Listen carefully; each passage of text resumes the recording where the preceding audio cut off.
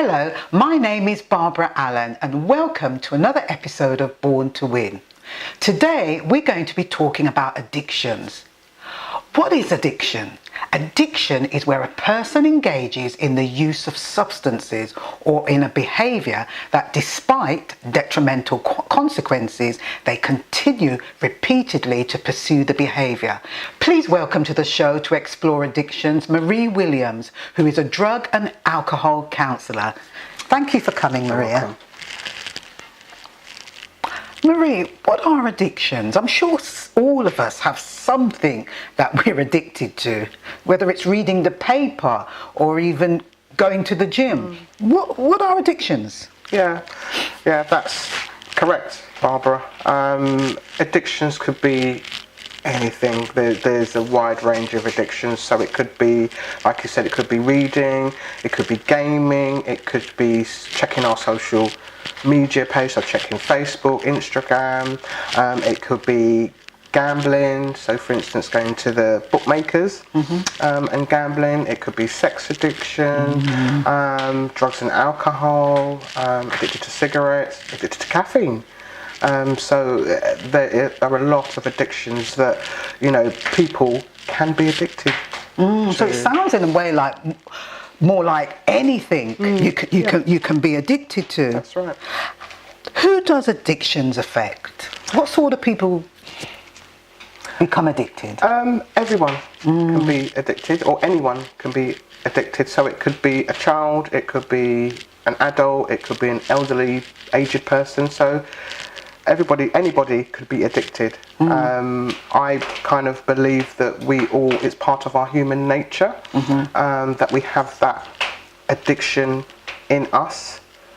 So it depends on how to define it, is when it becomes problematic and when there are consequences that you kind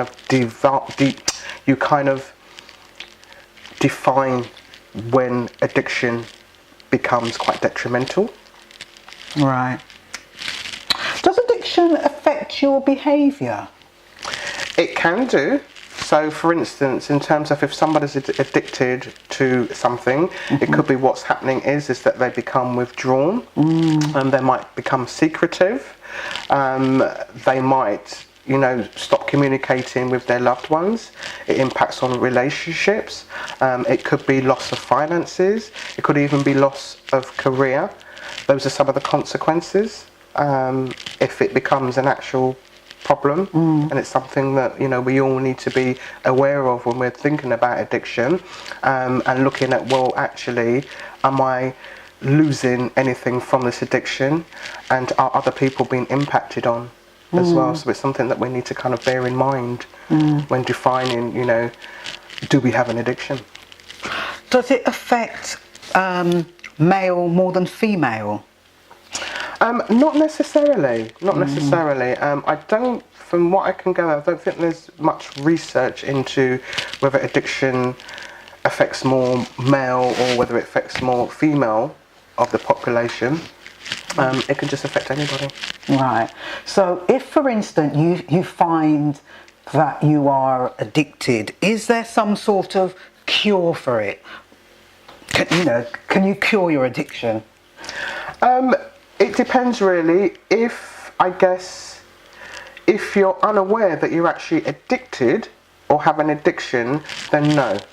However, if you are aware, or someone has said to you, well, they're concerned about something that you're repeatedly doing, your behaviours, then it could be that instead of being in denial, that you might actually think, well, actually, yeah, I was a little bit concerned about that. However, I didn't think it was a problem, but another person has highlighted that. So yes, there is a cure. There is a cure. So it's about really not being in denial about it, and understanding that there is some sort of problem. Yeah. How long does it take for you to realise that it's a problem? Is there any particular time? A year, 2 years, 1 year? There's no time frame on it at all. The circumstance, it depends. There might be, so for instance, if we go back to kind of social media, Facebook, so it might be, you check Facebook 10 times a day. However, somebody has commented on the fact that you check Facebook quite a lot and you comment quite a lot, and then you suddenly start realizing, well, actually, I didn't realize I did it that much, and then kind of monitoring it. And then in that way you're increasing your self-awareness, and also you're coming out of the denial stage to say, well, yeah, actually this is becoming a problem and I don't like it, I need to do something about it. Right. So it is it's a big thing to actually recognize that, this is taking me away from something else that I should be doing. Maybe I should have cooked the meal for when the children come home and have not checked my Facebook 25 times. So if it interrupts something else that is more important than checking social media, then it is problematic. That's right. Are there good addictions? Good. It sounds quite kind of funny, but are there good things that you can be addicted to? Yeah, of course there is. So for instance, it might be you're addicted to reading. So you have people that are addicted to reading, you have people that are addicted to studying. So which you could kind of see, well, actually it's a good addiction because they're gaining something good from it, they're learning. So you could see that as a good addiction. However, the other side of that is that, if you're reading kind of, 18 hours of the day and nothing else is getting done, it's impacting on, because you're reading. I haven't been able to kind of, like we said, pick the children up from school. I haven't been able to kind of cook a meal for them. I haven't been able to kind of look after myself, so self-neglect. Then it becomes a problem. So it's recognizing that problem, and that some people I would have thought don't recognize that is a problem. They just think, oh, it's normal. As you said, it's a good thing to be studying. But to what length? So I'm hearing it's about a fine line, isn't it? A balance. Everything in life is a balance. Would you say that addiction, doing something repeatedly, even though you know it's got consequences, is it a mental illness? Is it a mental illness? What I can, from my experience, in terms of mental illness, not that it's a mental illness, however, it can bring on a deterioration in mental health. Right. So not really defined as a mental illness in the diagnostic manual. But it can bring on mental illness. So, for example, somebody that is a workaholic, constantly working. I know a few people actually that constantly working. They enjoy the work that they do. They like being out, meeting a lot of people, but the downside, what I've seen, is deterioration of health. Not eating at the regular and appropriate time. Always very tired. Forgetting things. Not spending time with their family enough as though they should be. Not wanting to commit to how they should really commit. That's right. So that would be a deterioration of mental health, would you say? No. Not necessarily. I guess how I would define it is if it was causing them to have an increased stress. Their stress is increased. Right. Where, for instance, they might, because they're quite stressed out because of their workload and their behaviour, the stress is being played out in, maybe they might kind of turn to substances. So they might, to de-stress, go and have a drink after work. And that will be their coping mechanism. Right. But eventually that would have a knock-on effect because they would eventually drink loads and loads and loads. That's right. That would be their coping mechanisms because we all need coping mechanisms. So to help them cope and to de-stress, they might, for instance, drink alcohol, or they might maybe see their GP and say, well, listen, I'm feeling quite overwhelmed, I'm feeling stressed. could you prescribe me something? So they might prescribe them Antidepressants. or they might prescribe them uppers as well. You have substances which are uppers, prescribed substances. Might prescribe them that, or they might prescribe them something that will give them more energy. So it does have a knock-on effect. So could addictions be inherited from your family? It could. So it could be that as children we learn from our parents and caregivers. So it could be that we learn those behaviours from our mothers and fathers who we might have seen, having a drink every night, glass of rum every night, or bottle of rum every night. So then we could actually repeat those behaviours because we don't know any different. We don't know, well, actually having those glasses of rums every night or a bottle every night, the impact that it will have on us. We don't see that. On our bodies, on our kidneys. Yeah. Exactly. So we just see our parents doing it, so we will do that. So it's passed down from generation. Just that actual behaviour of seeing them do it. But as you said, 7 days a week. If you're doing that 7 days a week, that's going to have an effect. Whereas if you cut that down maybe to once a week, then that doesn't become something that you have to do and you're dependent on it. That's right. So I think that's a big difference, isn't it? Right. If you look at Europeans as well, if you look at kind of Spain and Italy, their practices when they have family meals in the evening time, they will have glasses of wine in the evenings. Just normal practice, isn't it? Practice. Oh, with regards to time, we're going to have to stop now. Viewers, get yourself a hot drink or even a cold drink. But we're just going to go for a quick break. We'll join you back with this very informative and educational topic. Don't touch that dial.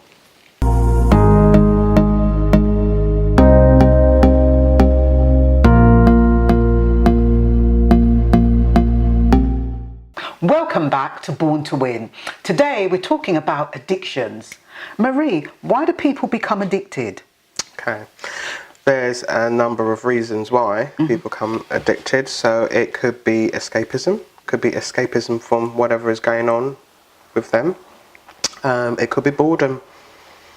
Some people are just bored with their life, so using something to kind of have a bit more fun, a bit more pleasure, exciting. It could also be lifestyle changes. So, for instance, loss of earnings, being made redundant. It could be bereavement. Some people have lost loved ones. It could be trauma. So it could be childhood trauma that an adult hasn't dealt with. Or it could be trauma that's happening now in the present. Could be mental health, where having an addiction actually helps someone to suppress their actual mental health. So an example would be someone's got schizophrenia, they might be hearing voices. So an addiction that they have, it could be a substance, helps to suppress those voices. So they'll continue to do that. It could be hereditary, like you said before, it could be in their genes. It could be to increase confidence and increase self-esteem. So for instance, somebody who is kind of lacking confidence, is not able to kind of socialise very well, might use cocaine, alcohol to increase that confidence and self-esteem, so that they come across differently when in a certain circle. So there's a number of reasons why people can get addicted. So for me, I'm hearing feelings, emotions, all about emotions. How do I deal with this? How do I, this pain? You mentioned the confidence thing, somebody not being confident enough. How, and them having to take a substance to give them that extra boost to go out there. But it is about feelings, coping with a feeling instead of using something to cope with it. But using that thing to cope with feelings could be detrimental, having to do it over and over again. That's right. So I'm kind of hearing a very, very lonely place as well for somebody that has an addiction. Yeah. Because I'm hearing this is something that takes you over. It takes over your life. Yeah. Because you kind of are not in control of it. Where does one go and get help? Can psychotherapists help you? Yes, psychotherapy can help. So it could be that, whatever is going on for that individual, that speaking to a psychotherapist is a safe place where they can actually talk about what is really, really going on for them, deep rooted, or what has gone on for them in the past. Yeah, where they're not going to be judged, and it creates privacy that they're able to tell this person, how they really feel and actually be themselves. So yes, psychotherapy can help. Is there a certain time length that a psychotherapist can help you deal with your addiction? Not necessarily. I wouldn't put a time frame on it. I guess it depends, it takes as long as it takes. So it's about getting to that stage where you're not in denial, getting yourself some help, going to that place where someone's going to not judge you, they're not going to look down on you, because I'm sure some of them have addictions themselves. Yeah, that's right. That they're actually working with. That's right. And it's really looking at it for what it really is and opening up things on the table. You mentioned childhood dealing with things in their child. Yeah. I know somebody that was constantly beaten. Yeah. And they talked about it making them feel so dirty, so hurt, that they were in a lot of pain, just naturally. And I think that was mental pain. Yeah. But they were in pain so much that they really had to get some sort of substance to ease that pain and to ease that feeling. Yeah, that's where escapism comes in. Yes. Remember when I said escapism? Yeah. So it helps them to kind of forget what they've been through, and it provides a place where they can escape to a different place where they don't have to think about what they've actually been through. Yeah, but the thing is, it comes back again. That's right. So you've got to feed it again. That's right. With that addiction, and it comes back again, and it's never going to go away until you get the root of it. That's right. Pull that root up, and pulling that root up is going to somebody and talking to them about it, and exploring it, and actually facing that fear. Yeah, that's right. Facing that fear, and it is a fear, isn't it? Yeah. It is a fear. Yeah. Looking at it and facing it. How would a counsellor approach it? Yeah. Well, very gently. Right. Very gently. In terms of the counselling, just providing that space and just being there for the person, just being in the room with the person, and just being, listening to what they have to say, and just, not being judgmental. Just giving them that space to talk about what is going for them, what has gone on for them, which is so helpful, because we don't get that very often. How often do we get people actually listening, to what we're actually saying from the heart? Yeah. Do we want to disclose deep-rooted personal stuff like that? No, not really. Not really to our family members, not really to our friends. However, that's where psychotherapy and counselling comes into play, because you are able to do that in a safe environment. And I suppose, they're not going to be telling you what to do or how to cope with it, are they? I think we all have the answers within us. Yeah? So it's like opening up a Pandora box.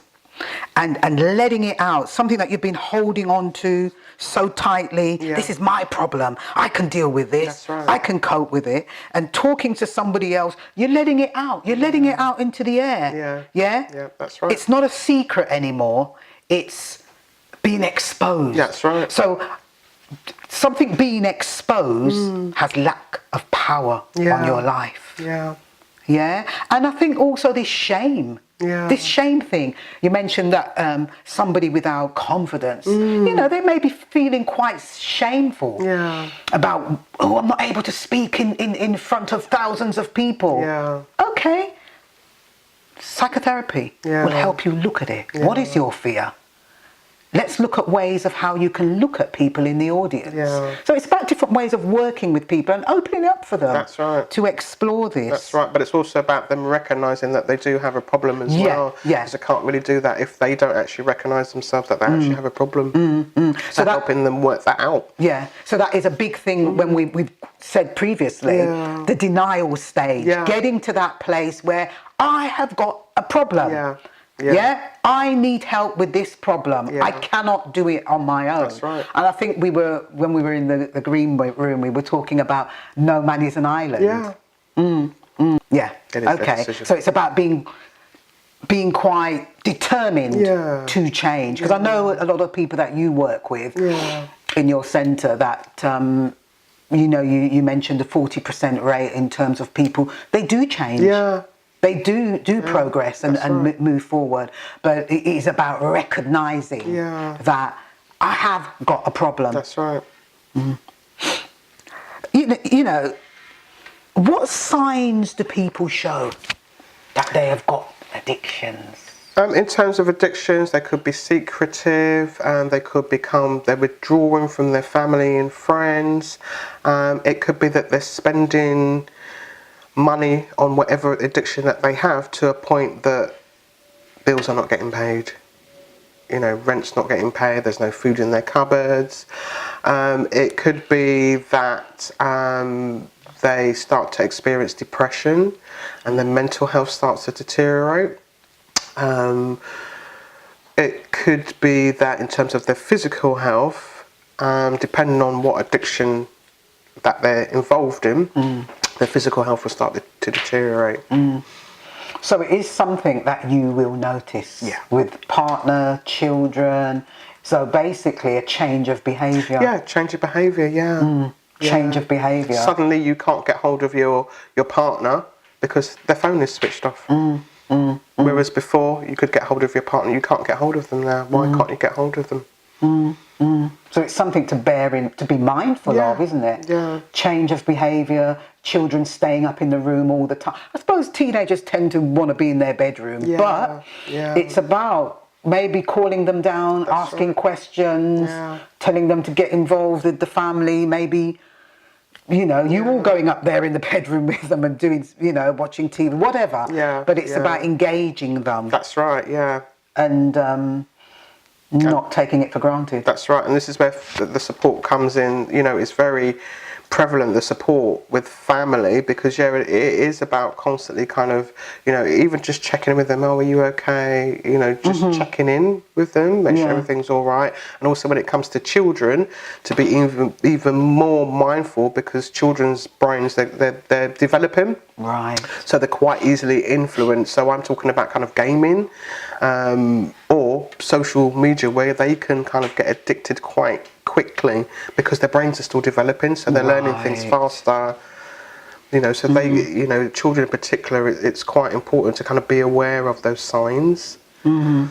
So, I'd say to parents, for parents that are living a very active life and leave their children on the iPad or, just be mindful that these things can become addictive and to do different activities with them in order for them not to be hooked on these things, because you can actually lose your child through these things.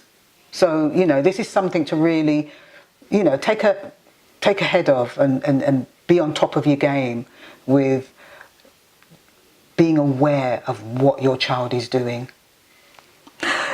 I've heard people say, Maria, that I just want to smoke. I'm happy here. I just want to chill out. I just want to smoke. That's my thing. I just want to smoke sensimania. I'm happy. Leave me alone. I just want to chill out. I don't need to work. I just need to smoke. Yeah.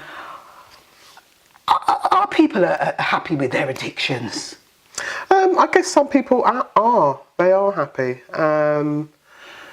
Whether outside of that, their family members, their friends are happy with what the individual is actually doing is a different question. So an individual, it could be quite happy at home, like you said, chilling, smoking, not doing anything else. That individual could have children, so your children are not going to school. Your children, there's no food in the cupboard. Your children are not being stimulated. They're not being escorted anywhere or taken out on trips, or it becomes very insular, where it's all about the individual who is saying, well, I'm happy with my use, but not looking at the bigger picture. How is it impacting on the rest of my family or the rest of the people that are around me, the significant others? Right. Viewers, we're going to continue this topic next week. So please email me. Please, anything you're concerned about, anything what you want to ask, please email me. The email is on the bottom of the screen. Also, the telephone number is on the bottom of the screen. Please ring in.